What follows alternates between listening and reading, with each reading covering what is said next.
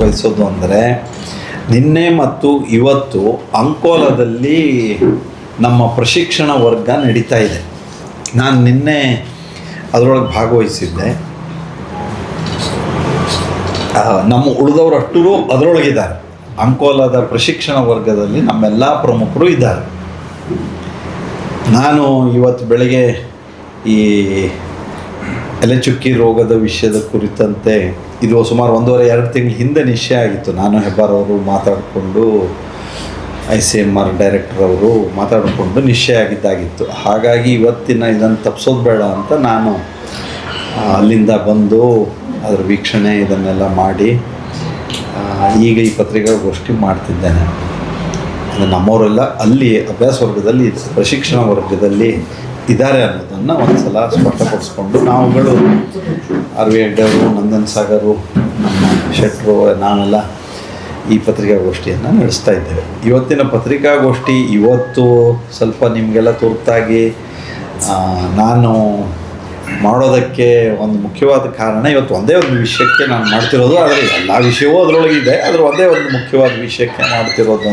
ರಾಜ್ಯದಲ್ಲಿ ಕಳೆದ 3 ವರ್ಷದಿಂದ ಕಾಂಗ್ರೆಸ್ ಸರ್ಕಾರ ಆಡಳಿತದಲ್ಲಿದೆ. ಆದರೆ ಈ 3 ವರ್ಷದ ಇವರ ಸಾಧನೆ ಏನು ಅನ್ನೋದನ್ನು ನೋಡಿದಾಗ ಕುರ್ಚೆ ಮುಖ್ಯಮಂತ್ರಿ ಸ್ಥಾನದ ಗದ್ದುಗೆಯನ್ನು, ಆ ಸ್ಥಾನವನ್ನು ಯಾರು ಯಾವಾಗ ಬಿಟ್ಕೊಡ್ತಾರೆ, ಯಾರು ಯಾವಾಗ ಕೂತ್ಕೊಳ್ತಾರೆ ಅನ್ನುವಂತಹ ವಿವಾದ ಗೊಂದಲದ ಗೂಡಿನ ಕಾಂಗ್ರೆಸ್ ಸರ್ಕಾರ ಆಗಿದೆ ಹೊರತು ಇನ್ನು ಏನೂ ಹೇಳೋದಕ್ಕೆ ಸಾಧನೆ ಮಾಡಿರುವಂಥ ಸರ್ಕಾರ ಇದಲ್ಲ. ರಾಜ್ಯದ ಕಾಂಗ್ರೆಸ್ ಸರ್ಕಾರ ಅಲ್ಲ. ಅಧಿಕಾರದ ಕಿತ್ತಾಟ ಅದು ತುತ್ತ ತುದಿಯಲ್ಲಿದೆ. ಆಡಳಿತ ಯಂತ್ರಗಳು ಸಂಪೂರ್ಣವಾಗಿ ಕುಸಿದು ಬಿದ್ದು ಹೋಗಿದೆ. ಅಧಿಕಾರಿಗಳು ಒಂಥರ ನಿರ್ಜೀವರಾಗಿದ್ದಾರೆ. ಆರ್ಥಿಕವಾಗಿ ಕಷ್ಟ ಇದೆ. ಹಾಗಾಗಿ ಏನೂ ಮಾಡಲಿಕ್ಕೆ ಆಗ್ತಾ ಇಲ್ಲ ಅಭಿವೃದ್ಧಿ ಕೆಲಸಗಳನ್ನು. ಈ ಶಾಸಕರಿಗೆ ಕೊಟ್ಟಿರೋ ಅನುದಾನದ್ದೇ ಅಭಿವೃದ್ಧಿ ಕೆಲಸ ಅಂತ ಅನ್ಯತಾ ಭಾವಿಸಬಾರ್ದು ಅಂತ ನಾನು ನಿಮ್ಮ ಹತ್ರ ಕೇಳ್ಕೊಳ್ತೀನಿ. ಅದೇ ಎಲ್ಲ ಸರ್ವಾಂಗೀಣ ಅಭಿವೃದ್ಧಿ ಅನ್ನೋ ಒಂದು ಇಂಪ್ರೆಷನ್ ಬರುವಂಥದ್ದು ಉಚಿತ ಅಲ್ಲ ಅನ್ನೋದು. ಆದರೆ ರಾಜ್ಯವನ್ನು ನಾವು ನೋಡಿದರೆ ನನಗನ್ಸುತ್ತೆ ಇವರ ಈ 3 ವರ್ಷದ ಒಂದು ಸರ್ಕಾರ ಕರ್ನಾಟಕದ ಜನತೆಗೆ ಒಂದು ಶಾಪವಾಗಿ ಬಂದಿರುವಂಥ ಕಾಂಗ್ರೆಸ್ ಸರ್ಕಾರ ಇದೆ. ರಾಜ್ಯದ ಪ್ರಗತಿಗೆ ಒಂದು ಮಾರಕವಾದಂಥ ಸರ್ಕಾರ ಇದೆ. ಈ ಭ್ರಷ್ಟಾಚಾರದಲ್ಲಂತೂ ನಂಬರ್ 1 ಸರ್ಕಾರ ಯಾವುದು ಅಂತ ಇಡೀ ದೇಶದಲ್ಲಿ ಕೇಳಿದರೆ ಎಲ್ಲರೂ ಹೇಳೋದು ಕರ್ನಾಟಕ ಅನ್ನೋದು. ಆ ಸ್ಥಿತಿಗೆ ಕರ್ನಾಟಕ ಜನ ತಲೆ ತೆಗೆಸುವಂಥ ಸ್ಥಿತಿ ಬಂದಿದೆ. ಭ್ರಷ್ಟಾಚಾರದಲ್ಲಿ ನಂಬರ್ 1 ಇದೆ. ಕಾನೂನು ಶಾಂತಿ ಸುವ್ಯವಸ್ಥೆಗಂತೂ ತಿಲಾಂಜಲಿ ಕೊಟ್ಟಿರೋ ಸರ್ಕಾರ ಇದೆ. ಯಾರು ಹೇಳೋರಿಲ್ಲ, ಕೇಳೋರಿಲ್ಲ. ಅದು ಎಷ್ಟು ಕೊಲೆನೋ, ಎಷ್ಟು ದರೋಡೆನೋ, ಎಷ್ಟು ಕಾನೂನು ಶಾಂತಿ ಸುವ್ಯವಸ್ಥೆಯ ಕಾನೂನು ಬಾಹಿರ ಕೃತ್ಯದ ಪ್ರಕರಣಗಳು ಲೆಕ್ಕಿಲ್ಲ, ಲೆಕ್ಕ ಮೀರಿ ನಡೀತಾ ಇದೆ. ವಿವಾದಗಳದ್ದೇ ಸರಮಾಲೆ ಮಾಡಿಕೊಂಡಿರೋ ಸರ್ಕಾರ. ಅದು ಜನಿವಾರದಿಂದ ಹಿಡಿದು ಹಿಜಾಬ್ ತನಕದಿಂದ ಹಿಡಿದು ಇನ್ನು ನೀವು ನಾನು ಹೇಳಲಿಕ್ಕೆ ಹೋದ್ರೆ ಮುಗಿದಿರ ಧರ್ಮಸ್ಥಳದಿಂದ ಹಿಡಿದು ಹಿಂಗೆ ಹೇಳ್ತಾ ಹೋದರೆ ಚಾಮುಂಡಿ ಬೆಟ್ಟದಿಂದ ಮುಂದುವರೆದು ಎಲ್ಲಿ ನೋಡಿದರೂ ವಿವಾದದ್ದೇ ಸರ್ಕಾರ ಇದೆ. ವಿವಾದದ ಸರಮಾಲೆಗಳ ಸರ್ಕಾರ ಇದೆ. ಮತ್ತು ಅಲ್ಪಸಂಖ್ಯಾತರ ಓಲೈಕೆಗೆ ಒಂದು ಸಮರ್ಪಿತ ಸರ್ಕಾರ ಇದೆ. ಅಂದರೆ ಇನ್ನೇನು ಬೇರೆ ಕೆಲಸವೇ ಇಲ್ಲ, ಅಲ್ಪಸಂಖ್ಯಾತರ ಓಲೈಕೆಗೆ ಇದು ಸಮರ್ಪಣೆ ಆಗಿರೋ ಸರ್ಕಾರ ಅನ್ನುವಂಥದ್ದು ರೀತಿಯಲ್ಲಿ ಕಾಣ್ತಾ ಇದೆ. ಮತ್ತು ನಮಗೆ ನಿಮಗೆ ಎಲ್ಲ ಗೊತ್ತಿದ್ದಂತೆ ಈ ಆರ್ಥಿಕವಾಗಿ ನಾನು ಆಗಲೇ ಹೇಳಿದೆ, ದಿವಾಳಿಯಾಗಿ ಹೋಗಿದೆ, ಖಜಾನೆ ಖಾಲಿಯಾಗಿ ಹೋಗಿದೆ, ಸಾಲದ ಮಿತಿ ಮೀರ್ತಾ ಇದೆ.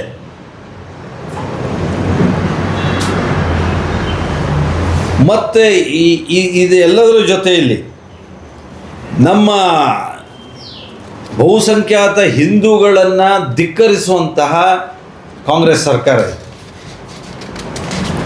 ನೀವು ಈ ಸರ್ಕಾರದ ಸಾಧನೆ ಪಟ್ಟಿ ಏನು ಅಂತ ಕೇಳಿದರೆ ಅತಿ ಹೆಚ್ಚು RSSಗೆ ಬೈಯೋದು, ಅತಿ ಹೆಚ್ಚು ಸಾವರ್ಕರ್ರಿಗೆ ಬೈಯೋದು, ಅತಿ ಹೆಚ್ಚು ಕೇಂದ್ರ ಸರ್ಕಾರಕ್ಕೆ ನರೇಂದ್ರ ಮೋದಿಜಿಯವರಿಗೆ ಬೈಯೋದೇ ಈ ಸರ್ಕಾರದ ಸಾಧನೆ ಆಗಿದೆ. ವಿವಾದಗಳ ಸೃಷ್ಟಿಯೇ ನಾನು ಹಾಗೆ ಹೇಳಿದಂತೆ ಈ ಸರ್ಕಾರದ ಸಾಧನೆ ಆಗಿದೆ. ಅಂದರೆ ಈ ಸರ್ಕಾರ ಇದು ಈ ಗ್ಯಾರಂಟಿಯ ಒಂದು ಆ ಕಿರೀಟವನ್ನೇ ತನ್ನ ತಲೆ ಮೇಲೆ ಇಟ್ಕೊಂಡು ಓಡಾಡ್ತಾ ಇದೆ. ಆದರೆ ಆ ಕಿರೀಟ ಎಷ್ಟು ಡುಪ್ಲಿಕೇಟು, ಅದು ಎಷ್ಟು ಮತ್ತೆ ಬೇಜವಾಬ್ದಾರಿತನದ್ದು ಅನ್ನುವಂಥದ್ದು ಇವತ್ತು ರಾಜ್ಯವ್ಯಾಪಿ ಚರ್ಚೆ ಆಗ್ತಾ ಇದೆ. ಯಾವ ಗ್ಯಾರಂಟಿ ಬಗ್ಗೆ ಹೇಳಬೇಕು ಹೇಳ್ರಿ? ಇವತ್ತು ಎಲ್ಲ ಗ್ಯಾರಂಟಿಗಳು ಸಹ 100 ವಿಫಲ ಆಗಿದೆ ಈ ಸರ್ಕಾರ. ಮಹಿಳೆಯರಿಗೆ, ತಾಯಂದಿರಿಗೆ 2,000 ರೂಪಾಯಿ ಕೊಡ್ತೀವಿ ಅಂದರು. ಈ 3 ವರ್ಷದಲ್ಲಿ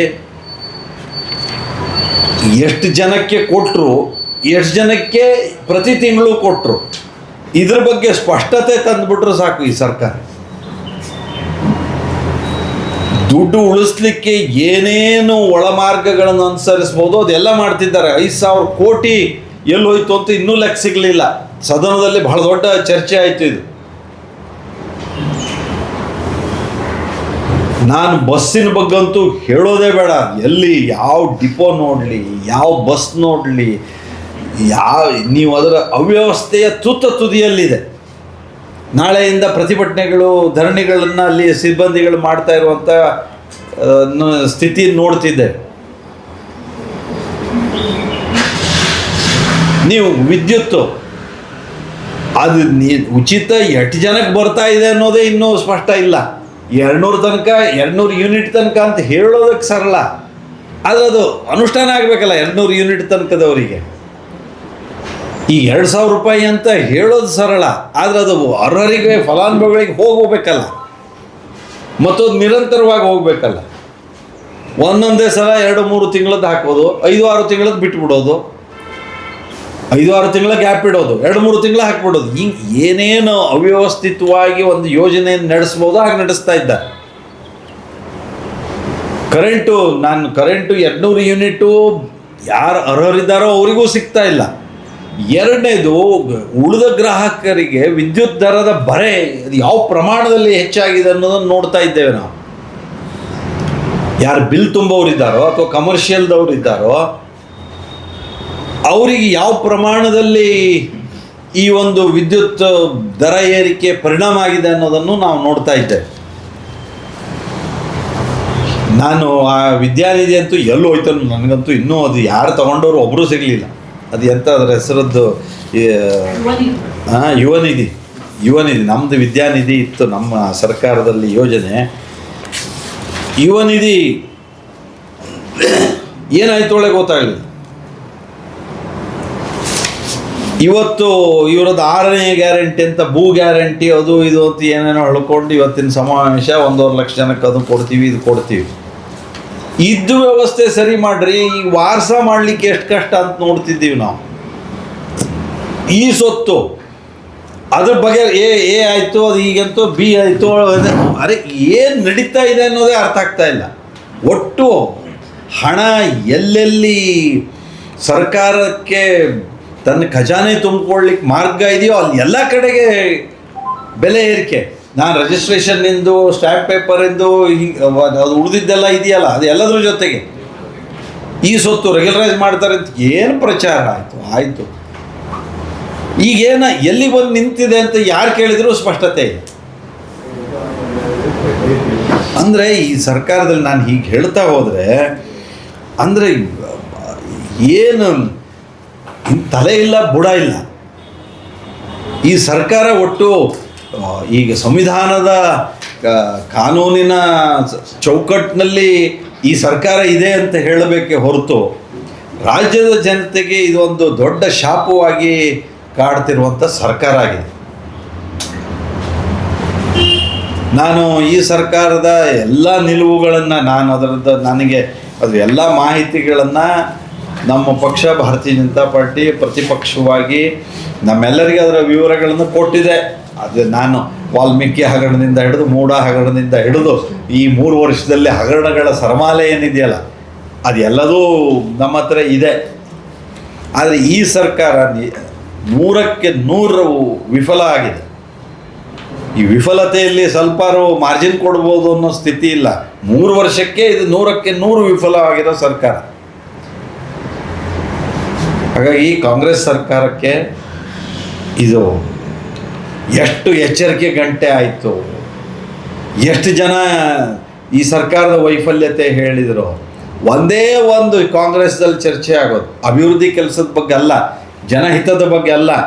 ಯುವಕರು, ಮಹಿಳೆಯರು, ಪರಿಶಿಷ್ಟ ಜಾತಿ ಪಂಗಡ, ದಲಿತರು, OBC ಅದು ಯಾವುದ್ರ ಬಗ್ಗೆ ಅಲ್ಲ. ಅದೆಲ್ಲ ಗೊಂದಲದ್ದೇ ಗೂಡು ಮಾಡೋದೇ, ಮೀಸಲಾತಿ ಗೊಂದಲ ಗೂಡು ಮಾಡಿದ ಹಾಗೆ. ಒಂದೇ ಒಂದು ಚರ್ಚೆ ಆಗ್ತಿರೋದು ಅಂದರೆ ಮುಖ್ಯಮಂತ್ರಿ ಕುರ್ಚಿ ಯಾರು, ಯಾವಾಗ. ಅರೆ ಇದನ್ನೇ ಹೇಳಿ ದಿನ ಬೆಳಗಾದ್ರೆ ಇದನ್ನೇ ಗೊಂದಲ ಮಾಡಿ ಅಭಿವೃದ್ಧಿ ಅನ್ನೋದು, ಜನರ ಕಷ್ಟ ಅನ್ನೋದು ನಿರ್ಲಕ್ಷ್ಯಕ್ಕೊಳಗಾಗಿ ಅದು ಸೈಡ್ಲೈನ್ ಆಗಿ ಈ ಆಡಳಿತ ಯಂತ್ರ ಕುಸಿದು ಹೋಗ್ತಿರೋದನ್ನು ನೋಡ್ತಾ ಇದ್ದೇವೆ. ಕಾಂಗ್ರೆಸ್ಸಿನ ಮಂತ್ರಿಗಳು, ಕಾಂಗ್ರೆಸ್ಸಿನ ಶಾಸಕರು, ಕಾಂಗ್ರೆಸ್ಸಿನ ಮರಿ ಪುಡಾರಿಗಳು, ಯಪ್ಪ ನಾನು ಭಾಳ ಹೇಳಲಿಕ್ಕೆ ಹೋದರೆ ನಿಮ್ಮ ಮರಿ ಪುಡಾರಿಗಳು ಅಂತೂ ಒಂದೇ ಹೆಡ್ಲೈನ್ನಲ್ಲಿ ಹೇಳ್ಬಿಟ್ಟಿದ್ದೀನಿ. ಏನೇನು ಮಾಡಬಾರ್ದನ್ನೆಲ್ಲ ಮಾಡ್ತಿದ್ದಾರೆ ಅಂತ ನೋಡ್ಬಿಟ್ರೆ ಇಡೀ ರಾಜ್ಯದಲ್ಲಿ. ಅಂದರೆ ನಮ್ಮದು ಹಿಂದೊಂದು ಗಾದೆ ಮಾತಿತ್ತಲ್ಲ, ಸಮುದ್ರ ತೆರೆ ಎಣಿಸೋದಕ್ಕೂ ಕಡೆಗೆ ರೊಕ್ಕ ಮಾಡ್ತಾರೆ ಅಂತ. ಏನೇನು ನಡೀತಾ ಇದೆ, ಈ ಭ್ರಷ್ಟಾಚಾರದ ಮಿತಿ ಮೀರಿರೋದು, ಕಾನೂನು ಶಾಸ್ತಿ ಹದಗೆಟ್ಟಿರೋದು, ಅಭಿವೃದ್ಧಿಗಂತೂ ದುಡ್ಡಿಲ್ಲದೆ ಇರೋದು, ಈ ನಮೂನಿ ಗೊಂದಲ, ಇದೆಲ್ಲದರ ಪರಿಣಾಮ ರಾಜ್ಯದ ಜನ ಬದಲಾವಣೆಯನ್ನು ಬಯಸ್ತಿದ್ದಾರೆ. 5 ವರ್ಷ ಅಧಿಕಾರದ ಅವಧಿ ಇದೆ, 2 ವರ್ಷ ಹೇಗಪ್ಪ ತಡ್ಕೊಳ್ಳೋದು ಅಂತ ಜನ ಮಾತನಾಡ್ತಿದ್ದಾರೆ. ಭಾರತೀಯ ಜನತಾ ಪಾರ್ಟಿ ಪ್ರತಿಪಕ್ಷವಾಗಿ ನಾವು ಜನರ ಧ್ವನಿಯಾಗಿ ಎಲ್ಲ ಹಂತದಲ್ಲಿ ನಾವು ನ್ಯಾಯ ಕೊಡಿಸೋದಕ್ಕೆ ನಮ್ಮ ಸರ್ವ ಪ್ರಯತ್ನವನ್ನು ನಾವು ಮಾಡಿದ್ದೇವೆ. ಸದನದೊಳಗೆ, ಸದನದ ಹೊರಗೆ, ಪಕ್ಷವಾಗಿ, ಸಾರ್ವಜನಿಕವಾಗಿ ನಾವು ಇದಕ್ಕೆ ಯಾವ್ಯಾವ ರೀತಿಯ ಒಂದು ಧ್ವನಿ ಆಗೋದಕ್ಕೆ ಅವಕಾಶ ಇದೆಯೋ ಆ ಧ್ವನಿ ಆಗುವಂಥ ಎಲ್ಲ ಪ್ರಯತ್ನವನ್ನು ನಾವು ಮಾಡಿದ್ದೇವೆ ಮತ್ತು ಮುಂದೂ ಮಾಡ್ತೇವೆ. ಇವರ ಈ ಒಂದು ಗ್ಯಾರಂಟಿ ಹಬ್ಬ ಅಂತ ಹೇಳಿದಾರಲ್ಲ, ಇದು ಏನು ಹಬ್ಬನೋ ಇದು ಯಾರಿಗೂ ಅರ್ಥ ಆಗೋದಿಲ್ಲ ಈ ಗ್ಯಾರಂಟಿ ಹಬ್ಬ ಅನ್ನೋದು. ಯಾಕೆಂದರೆ ಇದು ಒಂಥರ ನಮ್ಮ ಈ ಸಾಧನಾ ಸಮಾವೇಶ ಅಲ್ಲ ಇದು ನಿರ್ಜೀವ ಅನ್ನೋದಕ್ಕಿಂತಲೂ ಸತ್ತ ಸರ್ಕಾರದ ಸಮಾರಾಧನೆ ಅಂತ ಹೇಳ್ಬೋದು. ಆ ರೀತಿಯಾದಂಥ ಒಂದು ಸರ್ಕಾರ ಇದೆ. ಇದರೊಳಗೆ 3 ವರ್ಷದ ಸಾಧನೆ, ಸಮರ್ಪಣೆ, ಮತ್ತಷ್ಟು ಜನಪರ ಸೇವೆಯ ಪ್ರತಿಜ್ಞೆ ಅನ್ನೋದಿದೆ. ಇದೆಲ್ಲವೂ ಈ ಹೇಳಿಕೆಗಳೇ ಹೊರತು ಅನುಷ್ಠಾನದಲ್ಲಿ ಇದಕ್ಕೂ ಯಾವುದೂ ಸಂಬಂಧ ಇಲ್ಲ. ಅನುಷ್ಠಾನದಲ್ಲಿ ಯಾವುದು ಏನಿದೆ ಅಂತ ನೋಡಿಕೊಂಡ್ರೆ, ಯಾವುದು ಏನಾಗಿದೆ ಅಂತ ನೋಡಿಕೊಂಡ್ರೆ ನಾವು ಇವರು ಹೇಳೋದು ಮತ್ತು ಅವರು ಏನು ಅನುಷ್ಠಾನ ಆಗ್ತಾ ಇದೆ ಅನ್ನೋದಕ್ಕೂ ತಂತಿ ಸಂಬಂಧವೇ ಇಲ್ಲ. ಇದೆಲ್ಲ ಜಾಹೀರಾತಿಗೆ, ಭಾಷಣಕ್ಕೆ ಸೀಮಿತವಾಗಿರೋ ಶಬ್ದ ಆಗಿದೆ. ಹಾಗಾಗಿ ಈ ಸರ್ಕಾರದ ವೈಫಲ್ಯತೆಯನ್ನು ನಾವು ಖಂಡಿಸ್ತೇವೆ ಮತ್ತು ಇನ್ನಾದರೂ 2 ವರ್ಷ ಅವರಿಗೆ ಕೊಟ್ಟಿರೋ ಅವಧಿ ಸಂವಿಧಾನಾತ್ಮಕವಾಗಿ ರಾಜ್ಯದ ಜನ ಭರವಸೆ ವಿಶ್ವಾಸದಿಂದ ಕೊಟ್ಟಿರೋ ಅವಧಿ ಏನಿದೆ ಅದನ್ನು ಜನಪರವಾಗಿ ರಾಜ್ಯದ ಗೌರವ, ಮಾನ, ಮರ್ಯಾದೆ ಕಾಪಾಡೋದಕ್ಕೆ ಬೇಕಾದ ರೀತಿಯಲ್ಲಿ ಕಾಂಗ್ರೆಸ್ ಸರ್ಕಾರ ತನ್ನ ಆಂತರಿಕ ಕಚ್ಚಾಟಗಳನ್ನೆಲ್ಲ ಬದಿಗಿಟ್ಟು ಒಳ್ಳೆಯ ಪ್ರಯತ್ನವನ್ನು ಮಾಡಲಿ ಅಂತ ನಾನು ಹೇಳ್ತೀನಿ. ಇದೇನು ನಾನು ಹೇಳೋದು ಇದಷ್ಟೇ, ಅದು ಆಗೋ ವಿಷಯ ಅಲ್ಲ ಅಂತ ಡಿಸ್ಪ್ರೂವ್ಡ್. ಅಂದರೆ ಈಗ ಇದು ಜಗಜ್ಜಾಹಿರಗೊಂಡಂಥ ಸತ್ಯ. ಇವರು ಅಧಿಕಾರದ ಕುರ್ಚಿ ಅಂತೂ ಯಾರಿಗೆ ಅನ್ನೋದು ಬಗೆಹರಿಯೋದಿಲ್ಲ. ಒಮ್ಮೆ ಬಗೆಹರಿದ್ರು ಆಮೇಲೆ ಅದರದ್ದೇ ಆದ ಗೊಂದಲಗಳು ಮತ್ತು 2 ವರ್ಷ ಮುಂದುವರಿಯೋದು ನಿಶ್ಚಿತ ಇದೆ. ಹಾಗಾಗಿ ಇಂಥ ಸಂದರ್ಭದಲ್ಲಿ ರಾಜ್ಯದ ಜನ ಈ ಸರ್ಕಾರದ ವೈಫಲ್ಯತೆಗಳನ್ನು ಎಲ್ಲವನ್ನೂ ಪ್ರತಿಪಕ್ಷವಾಗಿ ಭಾರತೀಯ ಜನತಾ ಪಾರ್ಟಿ ಏನು ಜನರ ಮಧ್ಯೆ ನಾವು ತರೋದಕ್ಕೆ ನಿರಂತರವಾದ ಪ್ರಯತ್ನ ಮಾಡ್ತಾ ಇದ್ದೇವೆ, ಹೋರಾಟ ಪ್ರತಿಭಟನೆಗಳನ್ನು ಮಾಡ್ತಾ ಇದ್ದೇವೆ. ಇದೆಲ್ಲದಕ್ಕೆ ಸಹಕರಿಸಬೇಕು ಎಂದು ರಾಜ್ಯದ ಜನರಲ್ಲೂ ನಾನು ವಿನಂತಿ ಮಾಡಿಕೊಳ್ತೀನಿ.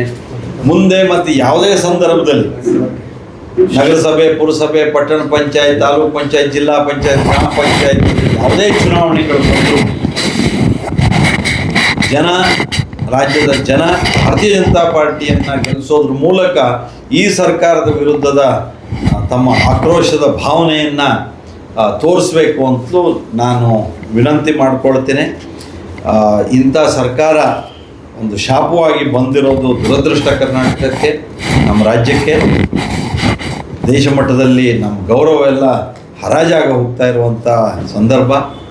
ಹಾಗಾಗಿ ಇಂಥ ಸಂದರ್ಭದಲ್ಲಿ ನಮ್ಮ ಜವಾಬ್ದಾರಿ BJPದು ಹೆಚ್ಚಿದೆ. ಪ್ರತಿಪಕ್ಷವಾಗಿ ನಾವು ಆ ಜವಾಬ್ದಾರಿಯನ್ನು ನಿರ್ವಹಿಸ್ತೀವಿ, ಜನರ ಸಹಕಾರವನ್ನು ಕೇಳ್ತೀವಿ. ಇದು ಮೊದಲನೇದು.